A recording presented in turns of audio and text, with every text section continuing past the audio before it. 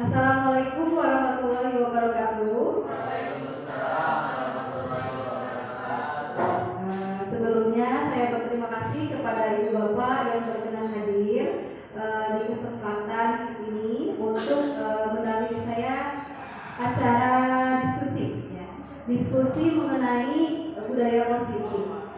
Dan budaya positif ini Nah, yang pertama ada perubahan paradigma belajar. Yang kedua ada disiplin positif yang sekolah kita akan terapkan secepatnya, ya kan? Disiplin positif. Yang ketiga nilai-nilai kebajikan. Yang keempat kebutuhan dasar manusia. Yang kelima motivasi perilaku manusia. Posisi kontrol guru, keyakinan kelas. Ketiga restitusi. Yang pertama, pembelajaran dengan paradigma baru. Di sini pembelajaran dengan paradigma baru merupakan pembelajaran yang dirancang berdasarkan prinsip pembelajaran berdiferensiasi. Berarti masih berkaitan dengan kurikulum merdeka ya.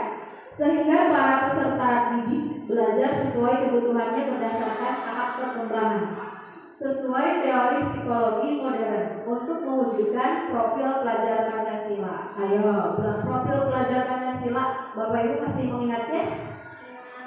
Coba yang pertama apa? Tadi yang sebelumnya? Masih yang sebelumnya. Yang pertama apa?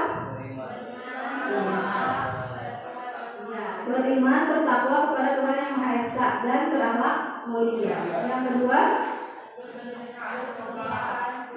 berkebinekaan global. Selanjutnya juga gotong royong. Lalu ada kreatif. Lalu bernalar kritis. Selanjutnya mandiri. Ya, jadi profil pelajar Pancasila menjadi tujuan kita sesuai yang telah kita lakukan di diskusi sebelumnya pada visi, bahwa kita menggunakan visi yang bertujuan ke profil pelajar Pancasila. Next, boleh. Nah, di sini ada miskonsepsi tentang teori kontrol. Ilusi guru mengontrol murid. Kenapa ini dikatakan ilusi bahwa guru sebetulnya mengontrol murid? Ada tanggapan, Ibu Bapak? Bahwa guru mengontrol murid itu sebetulnya ilusi. Sebetulnya kita sebagai guru mengontrol apa ya kata-katanya, bukan mengontrol kan? Ya, berarti ada yang mau menanggapi Bapak atau Ibu? Silakan.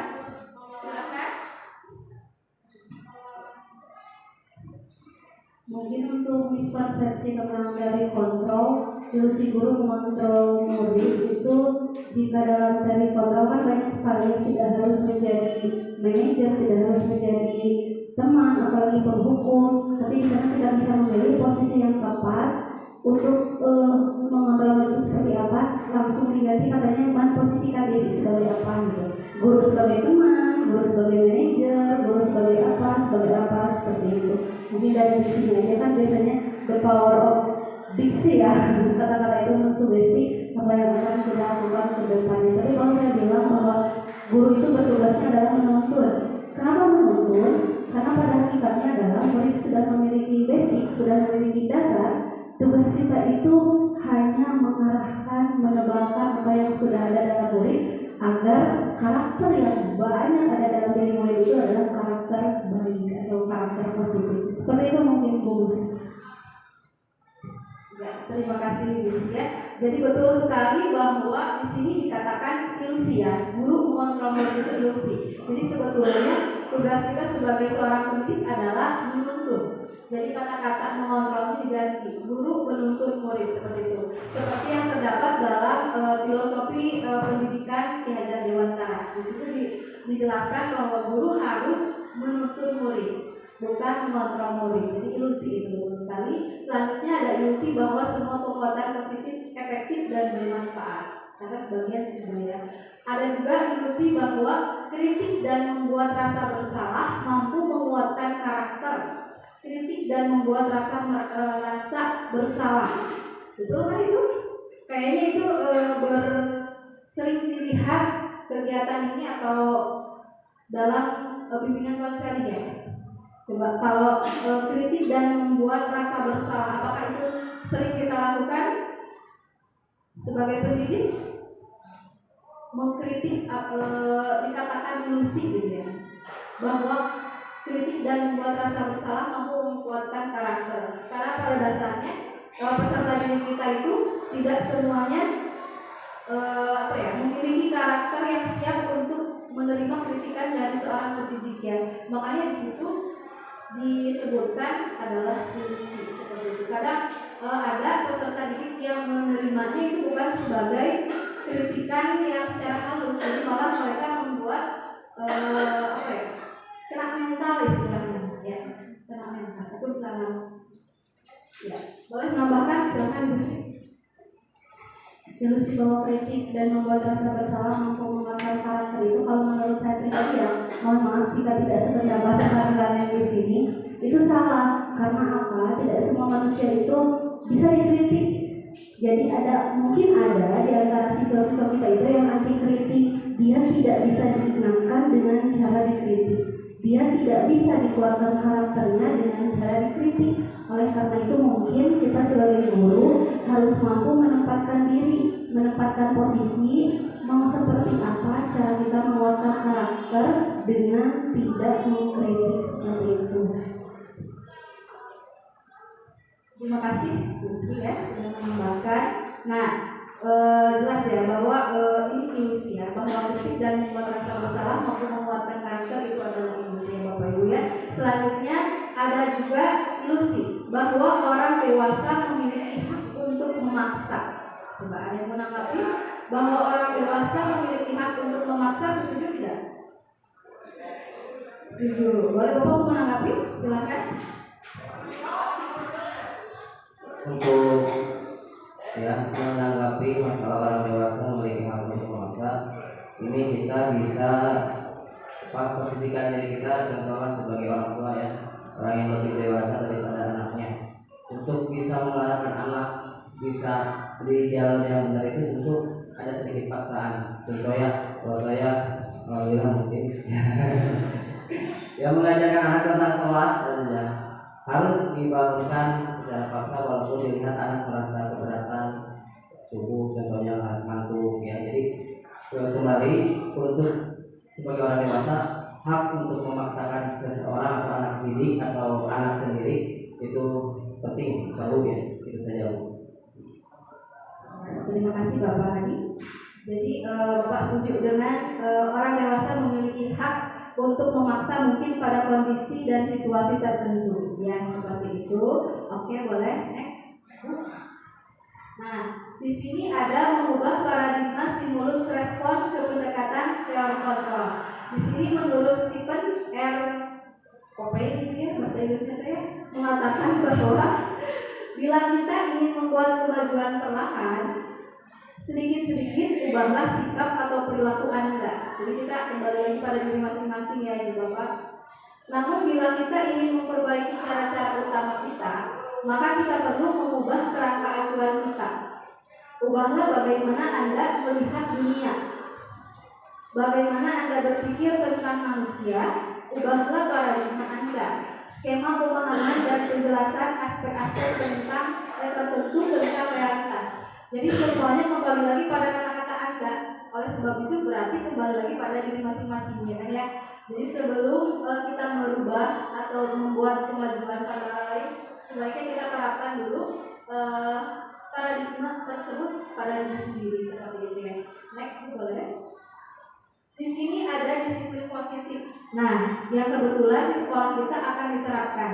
Kita menjadi salah satu sekolah yang menerapkan disiplin positif. Adapun disiplin positif di sini merupakan salah satu cara penerapan disiplin yang bertujuan untuk menumbuhkan kesadaran serta memberdayakan anak untuk melakukan sesuatu tanpa sogokan, ancaman maupun hukuman.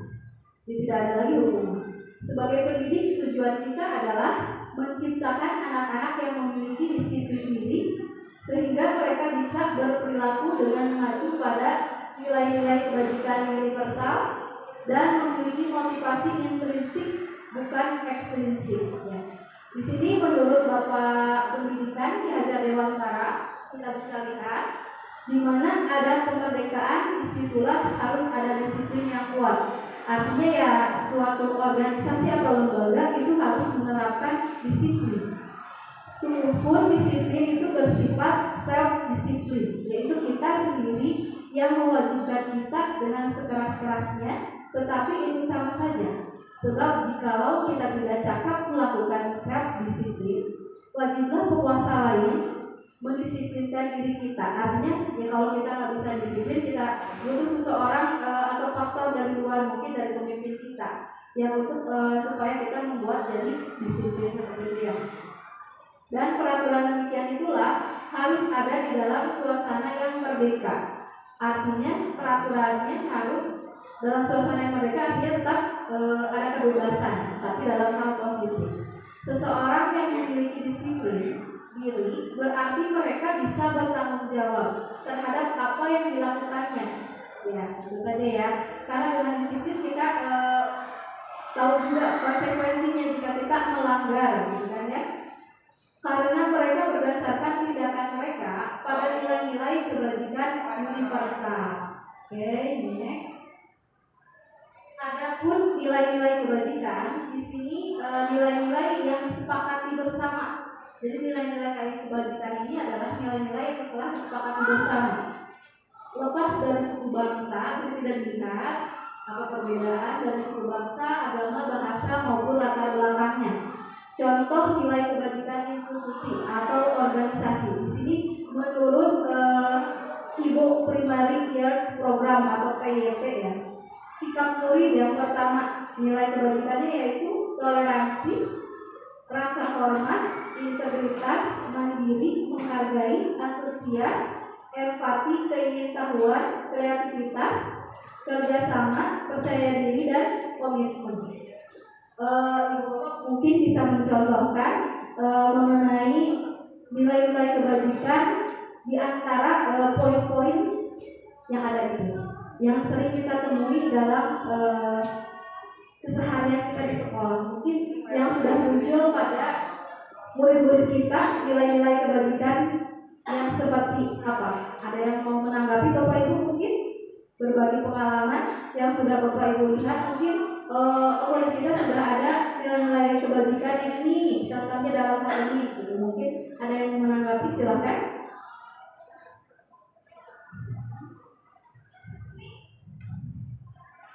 Silakan. Kalau yang saya perhatikan adalah murid-murid kita sebenarnya sudah memiliki ya dalam dirinya nilai-nilai kebajikan.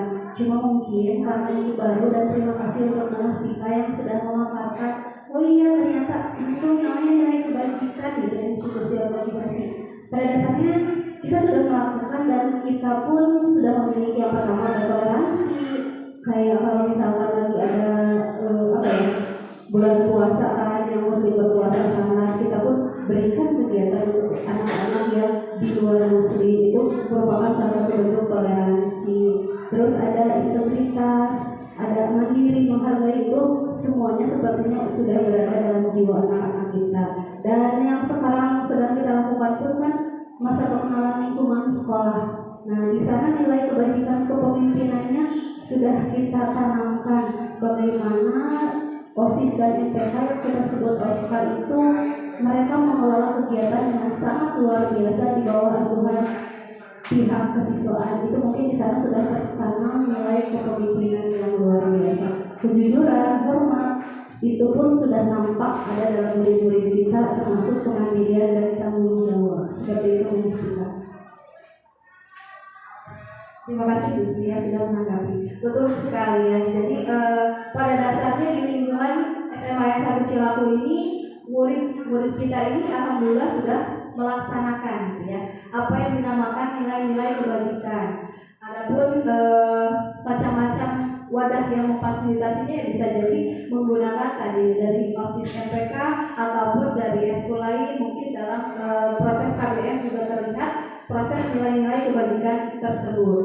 Adapun rasa hormat kita bisa lihat terhadap jika murid berpapasan dengan kita ya. Di situ adanya kebiasaan kita yang sekolah kita terapkan yaitu 5S, senyum sama salam, sopan santun juga di situ bisa kita lihat.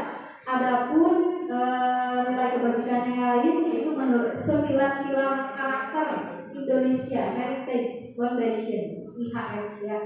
Cinta Tuhan dan segenap ciptaannya, kemandirian dan tanggung jawab, kejujuran atau amanah, diplomatis, hormat dan santun, dermawan, suka menolong dan gotong royong, percaya diri, kreatif dan pekerja keras.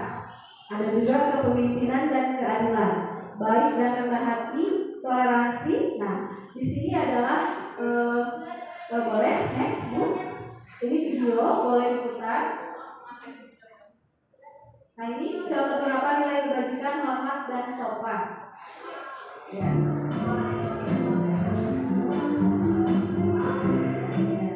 Next boleh.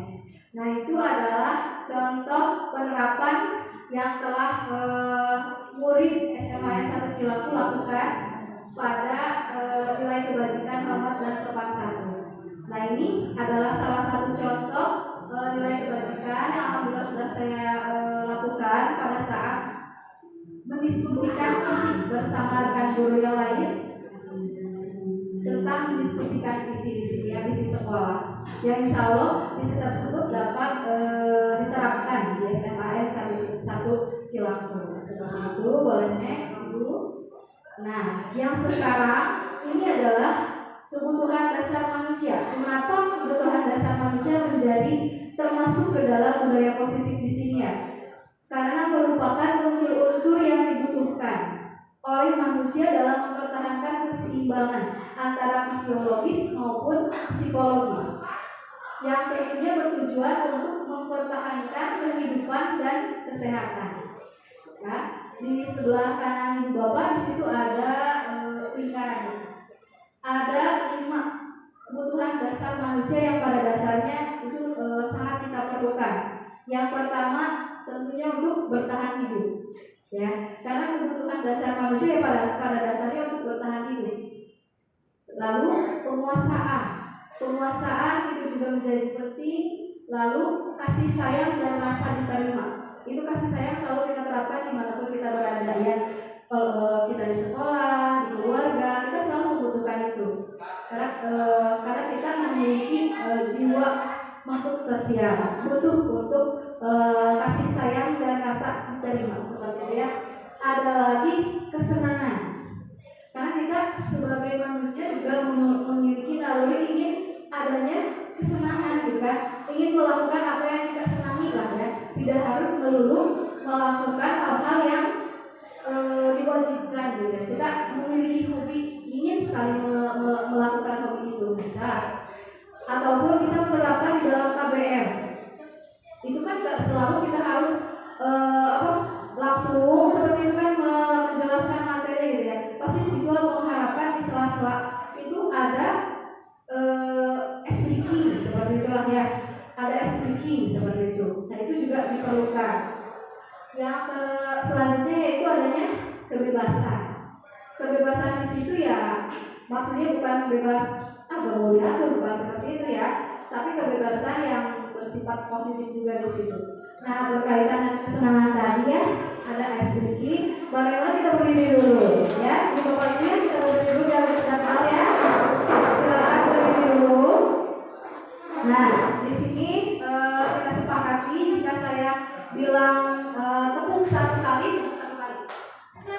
Ya, jika saya bilang tepuk 2 kali, tepuk 2 kali. Kiri kanan, ya. Lihat ya, kalau saya bilang tepuk sekali, oke, tepuk 2 kali, tepuk 2 kali, tepuk sekali, sekali. Saya nggak pakai tepuk. Nah, ya, ulangi oke, boleh. Konsentrasi Bapak Ibu. Tepuk sekali, tepuk 2 kali, tepuk 1 kali, 2 kali. Iya. Oke, terima kasih Bapak Ibu sudah hadir kembali.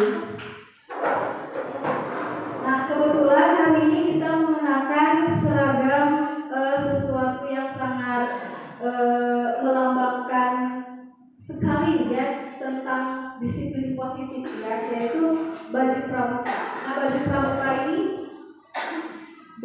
sekedar hanya baju yang untuk kita pakai. Seharusnya kita dapat menerapkan juga dari nilai-nilai kepermukaan. Kebetulan hari ini kan di sekolah kita murid sedang melakukan kepramukaan, jadi sesuai kita ibu bapak guru juga diperkenankan untuk memakai baju pramuka. Di sini juga nilai-nilai kebajikan kita, kepemimpinan dari mulai baju pramuka ini juga terdapat ya nilai-nilai kebajikan. Next, itu boleh. Di sini ya ada motivasi perilaku manusia. Yang pertama ada motivasi ekstrinsik, berarti yang berasal dari luar ya Bapak Ibu ya. Yang pertama untuk menghindari ketidaknyamanan atau hukuman.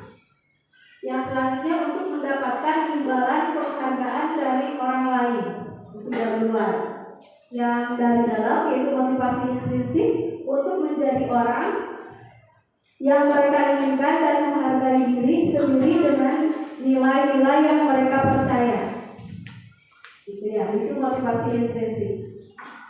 Perbedaan antara hukuman, konsekuensi, dan restitusi. Nah, ibu bapak sebenarnya menggunakan yang mana nih? Hukuman, konsekuensi, atau restitusi di kelas atau di sekolah? Boleh ada yang menanggapi silakan. Boleh. Silakan. Ketika kita berbicara tentang disiplin positif, kan yang digaungkan itu bahwa kita tidak boleh menghukum siswa. Ya, mungkin kan bahasanya menghukum ya. Tapi ketika kita berbicara tentang disiplin positif, tentang budaya positif, kan di sana banyak banget posisi kontrol yang bisa diambil guru. Termasuk di sini ada identitas sukses, mendisiplinkan siswa dengan konsekuensi dan restitusi seperti itu. Ketika identitasnya gagal, ya kita memberikan hukuman. Nah, bagaimana cara kita menyamakan persepsi, terutama di para guru gitu, bahwa sebenarnya ini tuh bukan hukuman, ini tuh konsekuensi, ini tuh restitusi, dan ini tuh boleh digunakan selama di awal dilakukan dulu kesepakatan kelas. Begitu ya. Takutnya nanti ada miskonsepsi, misinterpretasi bahwa yang nggak boleh itu hukuman, dan semua tindakan yang kita lakukan terhadap siswa itu bentuknya hukuman gitu. Padahal kan tidak ya, ketika disepakati dari awal, kalau hemat saya boleh kok gitu. Itu kan konsekuensi yang dia tanggung ketika dia melanggar apa yang sudah disepakati dari awal. Nah, untuk memastikan sendiri gimana cara untuk menyamakan persepsi dulu di antara kita dulu deh gitu. Jangan dulu ke siswa seperti itu. Terima kasih ya Bu ya. Jadi izin menjawab barangkali yang saya ketahui untuk menyamakan persepsi ya kan di antar sesama guru seperti itu ya. Kemarin kebetulan pada saat IHT ya Bapak Kepala Sekolah dan Bapak Pengawas sudah mencanangkan bahwa kita salah satu sekolah yang akan menerapkan disiplin positif. Di situ Bapak Ibu guru telah diberikan pemahaman tentang disiplin positif ya. Jadi perbedaan antara hukuman, konsekuensi, dan restitusi. Nah, di situ barangkali mudah-mudahan sekarang di ajaran baru ini ibu bapak guru bisa menerapkan. Jadi mengetahui perbedaan antara hukuman, konsekuensi, dan restitusi. Maka sebaiknya pada awal pembelajaran ini di kelas masing-masing kita menerapkan dulu kesepakatan dari awal atau yang kita namakan keyakinan kelas. Jadi membuat dulu suatu kesepakatan dengan anak-anak dengan rasa sadar mereka. Jadi kesepakatan itu berasal dari murid sendiri. Misal nanti di video selanjutnya saya akan tampilkan ada kita membuat kesepakatan dengan anak-anak, tapi berdasarkan yang mereka sepakati saja. Jika mereka tidak sanggup untuk melakukan hal tersebut, mereka tidak akan menuliskannya. Jadi menuliskan apa yang mereka yakini dan sepakat untuk disepakati. Itu dari awal. Jadi nanti jika ada salah satu murid yang melanggar hal tersebut, itu tidak jika kita memberikan konsekuensi, ya bukan hukuman, konsekuensi karena sudah ada pemaparan atau kesepakatan dari awal. Jadi nanti kalau konsekuensi biasanya mendidik ya ibu bapak ya. Misal perjanjian nih, kalau yang mereka menuliskan membuang sampah pada tempatnya, jika nanti ketahuan ada yang membuang sampah di mana saja,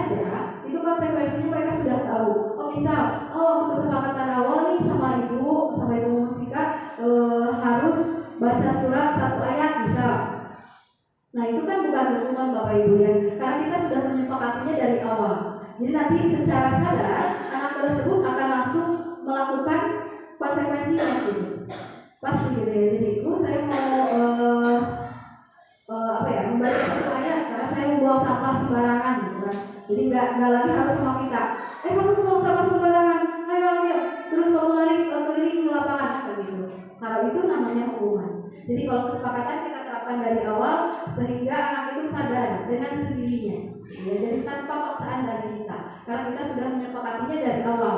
Aturan keyakinan tersebut berasal dari murid itu sendiri. Ya, seperti itu ya. Ini hukuman yang tidak diperbolehkan, konsekuensi keyakinan yang telah disepakati Bapak Ibu ya. Jadi jika ada sesuatu sanksi namanya berarti maksudnya ke konsekuensi bukan hukuman. Adapun restitusi, di sini restitusi adalah cara penyelesaian masalah siswa dengan berbagai prosedur. Jadi kita tidak langsung bisa ada anak yang kesiangan nih. Misalnya Bapak ya, ketika waktu ini IHT kan kita sudah dibahas dengan Bapak para wakasek ya, seperti itu menayangkan kejadian siswa yang kesiangan gitu kan, tiba-tiba masuk langsung dimarahi begitu ya di depan teman-temannya, dan itu adalah secara aturan mungkin ada yang mengatakan salah dan tidak salah, tetapi jika kita kembali lagi pada mental anak itu pasti kena, ya kan? Anak pasti kena mentalnya gitu. Kita tanpa menanyakan alasan langsung memarahi. Kenapa kamu telah masuk ke kelas gitu kan? Langsung aja begitu di depan anak-anak yang lain. Mungkin anak tersebut juga tidak akan bisa mengungkapkan alasannya karena takut. Jadi keburu takut gitu ya, daripada menjawab mending diam akhirnya. Nah gitu. Harusnya berarti Bapak Ibu bagaimana ya jika ada anak seperti itu? Ada yang menanggapi mungkin? Ibu boleh Bu Suci? Sampai kan ya.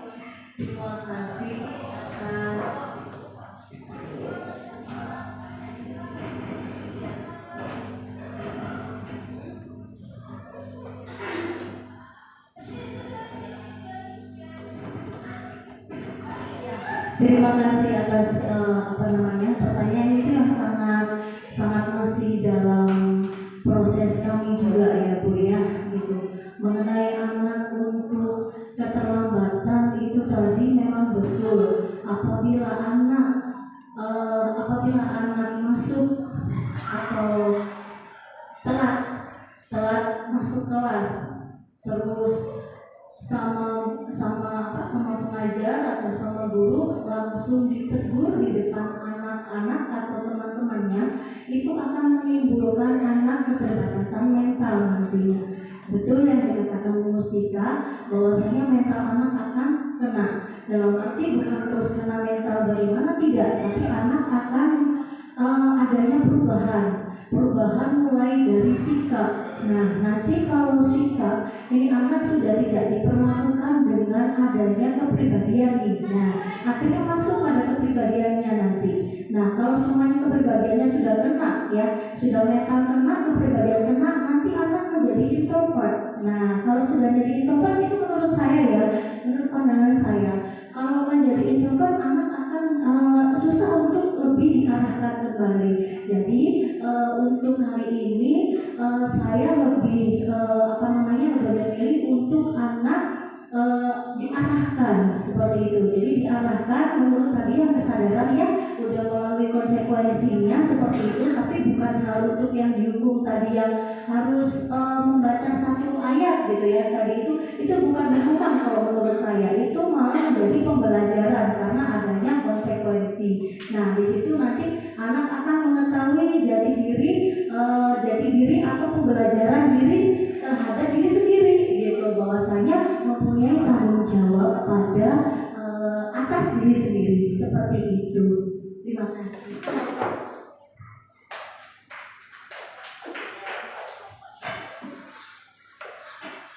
Terima kasih ya Bu Suci sudah menjawab keraguan kita ya. Bagaimana jika ada murid kita yang seperti itu? Jangan sampai kita melakukan kesalahan yang sama seperti di video yang ditayangkan waktu di seperti itu ya. Mungkin Bapak Ibu, terima kasih. Kita next. Di sini ada 5 posisi kontrol guru. Nah, yang pertama penghukum tadi ya. Penghukum. Seorang guru bisa menggunakan hukuman fisik maupun verbal. Itu penghukum. Jelas hukuman dan ya. Yang kedua, membuat orang merasa bersalah. Pada posisi ini, biasanya guru akan bersuara lebih lembut. Jadi begitu saat menghadapi murid yang memiliki masalah, ketika gurunya itu menanganinya dengan suara yang lembut, jadi agar siswanya berpikir atau refleksi gitu ya, oh saya salah gitu ya, jadi gak dibentak-bentak, beda gitu ya. Lalu sebagai teman, guru pada posisi ini tidak akan menyakiti murid, namun akan tetap berupaya mengontrol murid melalui persuasi, jadi sebagai teman. Jadi kayak seperti dengan menggunakan bahasa-bahasa yang mudah dimengerti oleh murid kita. Ya. Lalu monitor atau pemantau. Memonitor berarti mengawasi. Jadi guru juga sebagai pemantau. Jadi kita melihat dulu perkembangannya. Mungkin kemarin kesiangan emang ada suatu alasan yang penting. Oh tapi ini kesini emang enggak. Ini kalau kesiangan terus ya. Gitu kan. Jadi kita tidak boleh anak yang selalu kesiangan enggak gitu kan ya. Udah sekarang udah ada perubahan, alhamdulillah gitu ya. Nah, itu di fungsinya guru sebagai pemantau. Yang terakhir Ibu Bapak ada posisi manajer, di mana posisi tersebut posisi terakhir, yaitu manajer adalah posisi mentor gitu ya. Kalau di antara posisi yang lain paling mentor, di mana guru berbuat sesuatu bersama dengan murid, mempersilahkan murid mempertanggungjawabkan perilakunya, mendukung murid agar dapat menemukan solusi atas permasalahannya sendiri. Nah, coba Bapak Ibu ya, jika kita boleh pahami sebentar, karena ini berkaitan dengan 5 posisi kontrol guru, yaitu kita ya sebagai pendidik. Jika Bapak Ibu boleh memilih gitu ya, Ibu Bapak guru akan menggunakan posisi kontrol yang mana? Boleh? Kalau saya pribadi kebetulan ketika dulu mengajar itu kan baru lulus kuliah yang fresh graduate dulu. Jadi ketika datang ke sekolah, jarak usia saya dengan murid pertama saya itu 5 tahun, enggak 3 tahun setengah 4 tahun berarti. Jadi kayak teman, dan ternyata sampai saat ini ketika diterapkan tuh lebih enak. Kita masuk ke dunianya mereka, kita paham maunya mereka di usia pencarian dari diri itu seperti apa. Seperti yang tadi Bu Suci bilang bahwa bisa dilakukan segitiga restitusi yang tadi ya, menstabilkan identitas dan lain-lain. Jadi kalau sampai saat ini saya lebih cenderung memakai posisi kontrol saya, menerapkannya itu sebagai teman. Jadi saya ajak bicara maunya seperti apa, kita stabilkan emosinya, pada akhirnya kita masuk ke dunia mereka. Kalau kata orang Sunda mah, sebagai guru tuh kita harus bisa ninggalin zaman serta ninggalkan perjalanan. Jadi nggak lagi zaman ibu mah ya, nggak gitu. Tapi oh iya, kamu semuanya gini ya, ya ayo gitu, kita seperti itu. Tapi itu pilihan ya. Dan setiap pilihan saya yakin mengandung resiko. Seperti itu. Terima kasih Bu. Terima kasih Bu Sri ya. Jadi Bu Sri memilih posisi kontrol sebagai teman, karena itu memudahkan kita untuk bisa masuk ke dalam dunianya murid kita dengan tanpa adanya rasa kecanggungan mungkin ya. Dengan begitu anak bisa dengan leluasa menceritakan apa yang mereka alami saat itu ya, seperti itu. Mungkin Ibu Bapak yang lain ada yang menggunakan posisi kontrol yang lain, ada yang menambahkan, silakan Bapak Ibu. sama mungkin ya. Oke. Next. Nah, di sini saya menggunakan contoh penerapan 5 posisi kontrol guru dalam ada kasusnya seperti ini. Murid bermain HP pada saat pembelajaran berlangsung. Karena pada keyakinan kelas, murid tersebut menuliskan bahwa kita dilarang main HP di saat pembelajaran berlangsung. Makanya ini menjadi kasus jika pembuku, jika saya sebagai pembuku, berarti posisinya akan seperti ini. Ayo berkeliling lapangan sebanyak 5 kali, udah gitu kan ya.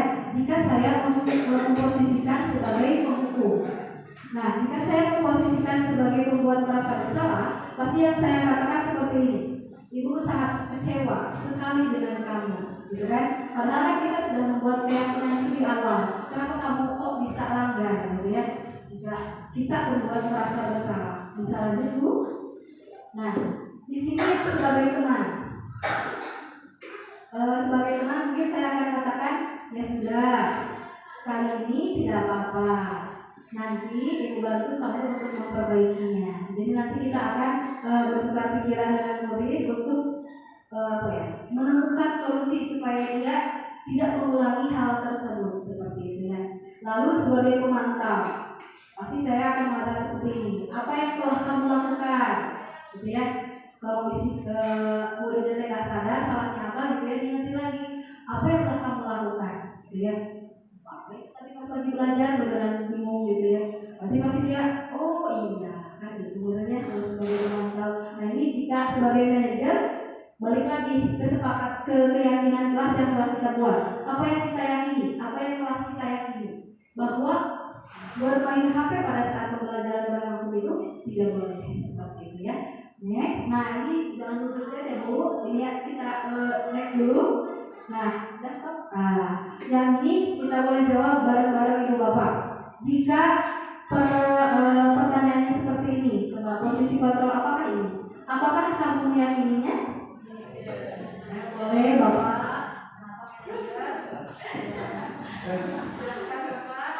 Ya tadi melihat dari penjelasan Ibu kan seorang manajer itu yang ketika dia menjalankan tugasnya ya, mungkin dari sebelumnya ada kesepakatan yang meyakini kesepakatan yang telah dibuat sebelumnya. Jadi mengingatkan kembali ya apa yang kamu yakini. Oh iya kemarin itu saya kesepakatan ini, nah mengingatkan seperti itu Ibu.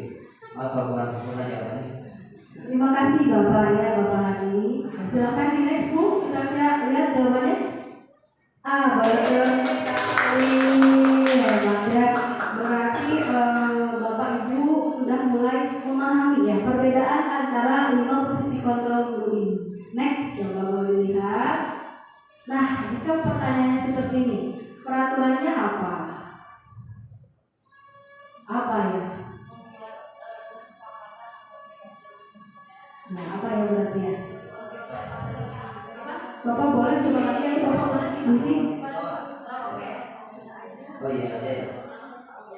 Monitor, jadi mengawasi atau pemantau ya. Jadi ketika tepat seperti yang telah dibuat kesepakatan yang kita buat, belum kita ya dipantau kemudian ya gitu ya. Ketika ada sesuatu yang memang melanggar, kita ingatkan. Terima kasih Bapak Hadi, cek. Wah, Bapak hebat sekali ya. Pemantau, next. Nah, yang ini ada lagi.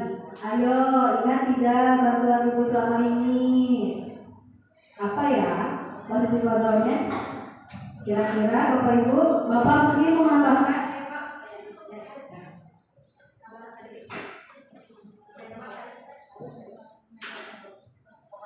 Sedikit ya.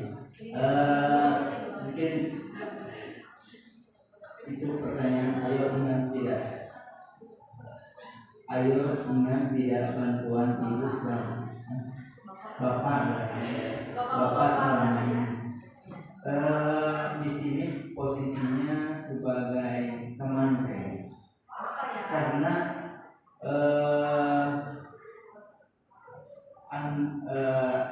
antara guru dengan siswa itu ada istilahnya saling mengingatkan atau saling bertukar cerita atau memberikan solusi terhadap temannya gitu ya, supaya si anak itu tidak turun mentalnya atau tidak menjadikan sebuah solusi yang akan membangun bagi dirinya sendiri. Silakan Mbak Yana untuk ini. Terima kasih Bapak Yana, kita cek ya. Cek.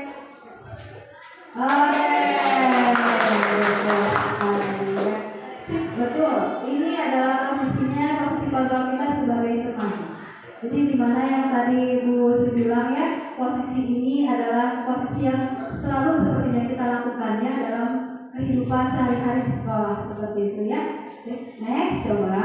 Nah, ada pertanyaan lagi seperti ini. Berapa kali Ibu harus memberitahu kamu ya? Boleh. Kalau ini kayaknya cocok sama Ibu Safira. Kalau ada yang bersalah sih bilang, berapa kali Ibu harus memberitahu kamu? Jadi bersalah. Iya, jadi nanti merasa berdosa udah nyakitin Ibu gitu ya, gitu kan? Kayaknya itu membuat anak merasa bersalah. Oke, sip Bu Sri ya. Coba kita lihat cek.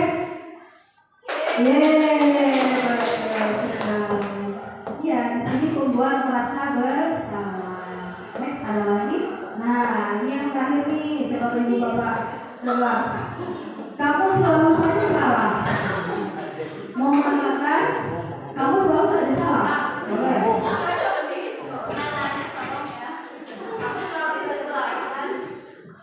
Ini lebih tepatnya nadanya kamu selalu saja salah ya.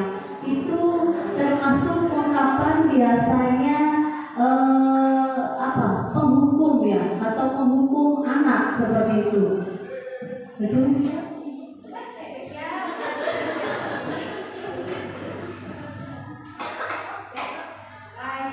Ayo Ibu Bapak kita cek satu lagi ya.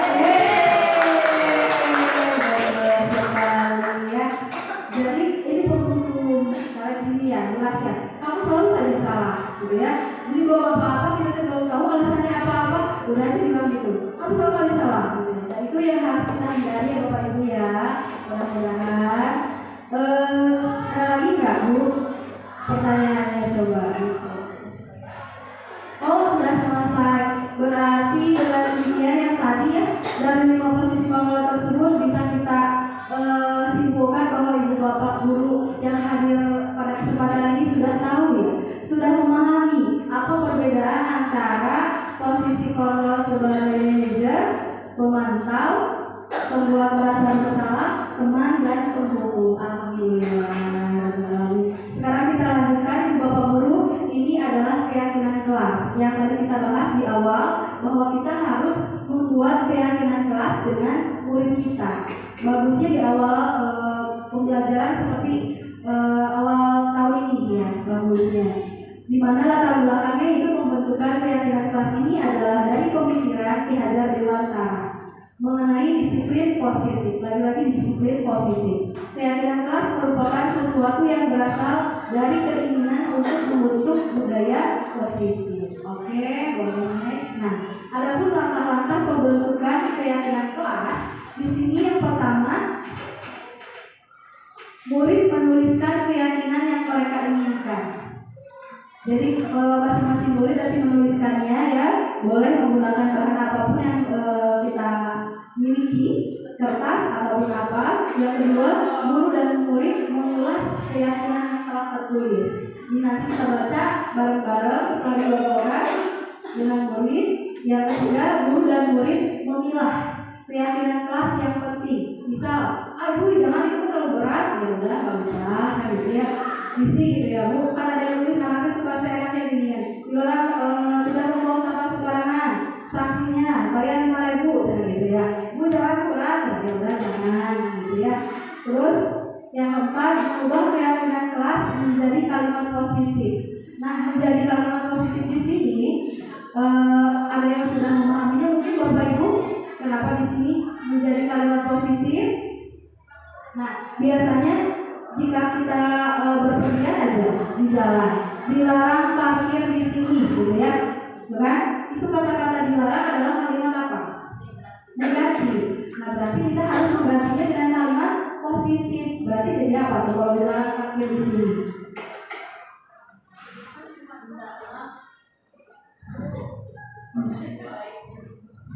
Bisa ya. Parkirlah di tempat yang sesuai, di tempat parkir, gitu ya. Jadi kita tidak boleh menggunakan kalimat-kalimat negatif Bapak Ibu ya, seperti dilarang, jangan, gitu ya, bukan. Itu kita hindari dalam keyakinan kelas ini. Nanti jika ada siswa yang guru kita yang menuliskan seperti itu, kita ubah menjadi kalimat yang positif. Lalu yang terakhir, mengecek dan menyepakati keyakinan kelas. Jika sudah dicek semua dari kalimat positif, nah kita ulang lagi, baca lagi, apakah sudah setuju atau tidak. Jika setuju, ya berarti itu adalah keyakinan kelas yang akan kita taati untuk kedepannya. Seperti itu Bapak Ibu guru, silakan dilanjut. Nah, ini adalah contoh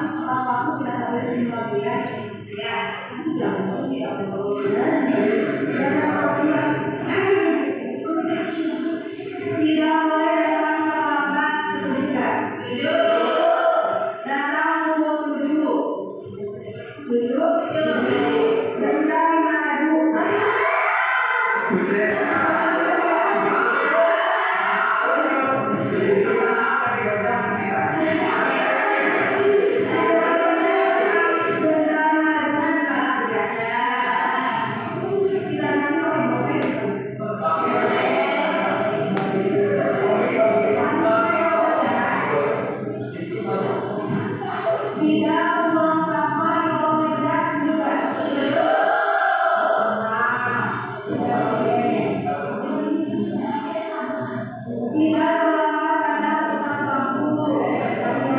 Ya. Tidak melanggar pada waktu. Tidak.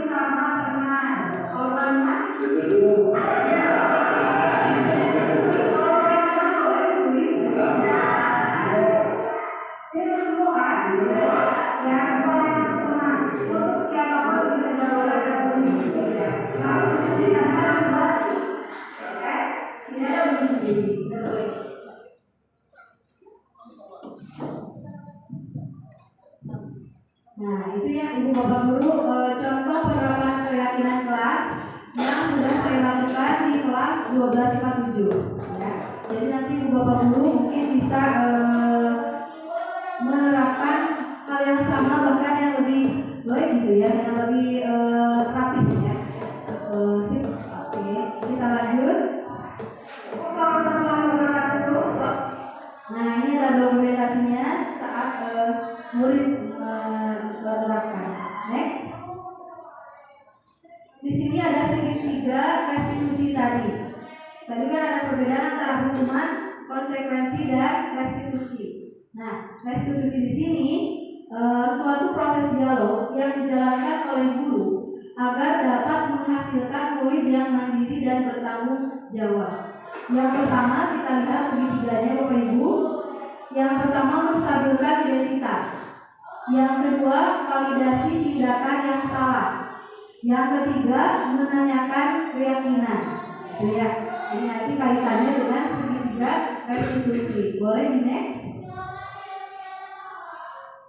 Nah, apa itu menstabilkan identitas? Berdasarkan prinsip membuat kesalahan adalah bagian dari proses pembelajaran. Pernyataan yang kita bisa pakai membuat kesalahan sesuatu yang wajar. Ya, yang kita ucapkan kepada murid, atau juga bisa juga manusia tidak ada yang sempurna. Ya, itu bisa pernyataan yang bisa kita gunakan dalam menstabilkan identitas. Atau kita bisa memperbaiki masalah ini. Saya tidak menanyakan kesalahannya, tetapi fokus memperbaiki masalah ini. Itu bisa menstabilkan identitas. Selanjutnya, validasi tindakan yang salah.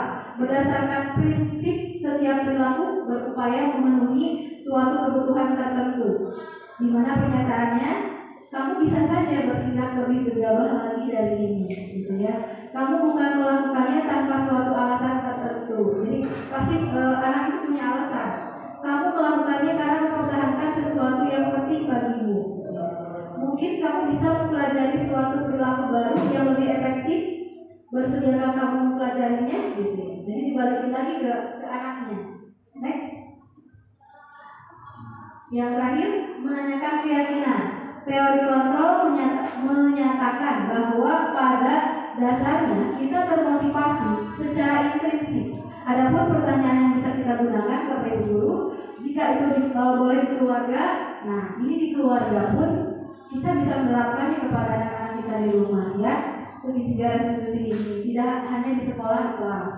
Sebagai keluarga atau kelas, kita bisa melihat apa yang kita yakini, nilai-nilai apa yang telah kita sepakati, ya. Seperti apa gambaran sebuah kelas yang ideal bagi kamu? Kamu ingin menjadi orang seperti apa? Jadi itu pertanyaan-pertanyaan yang menanyakan keyakinan.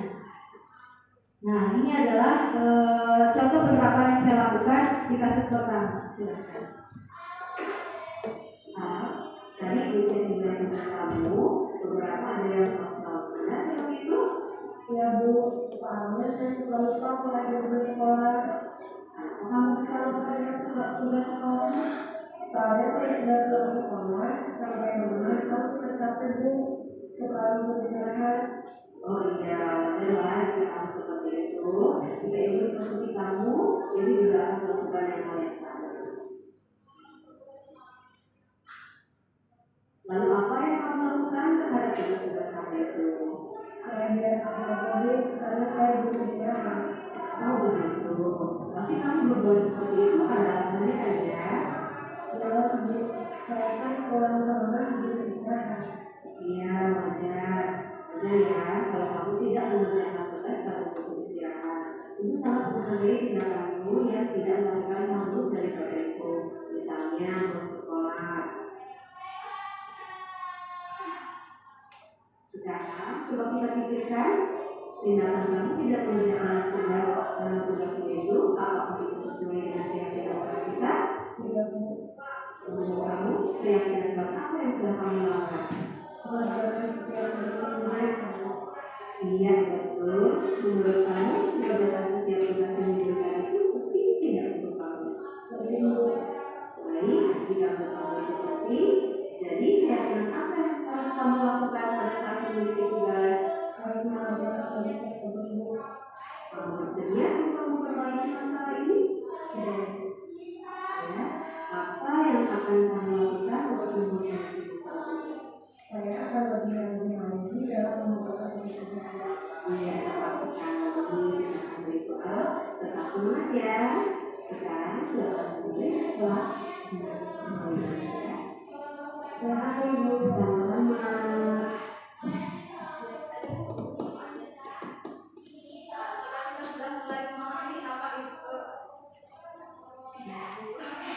Ibu Bapak, jika kita sudah mulai memahami mungkin ya tentang apa itu budaya positif dan penerapannya kaitannya dengan disiplin positif, kita bisa bisa mulai menerapkan, ya kan, di kelas, mau itu di sekolah, mau itu di keluarga. Ini salah satu dokumentasi yang saya terapkan pada saat IHT dengan menanggapi permasalahan yang serupa tadi yang seperti itu ya. Boleh di next Ibu. Nah, ini coba putar.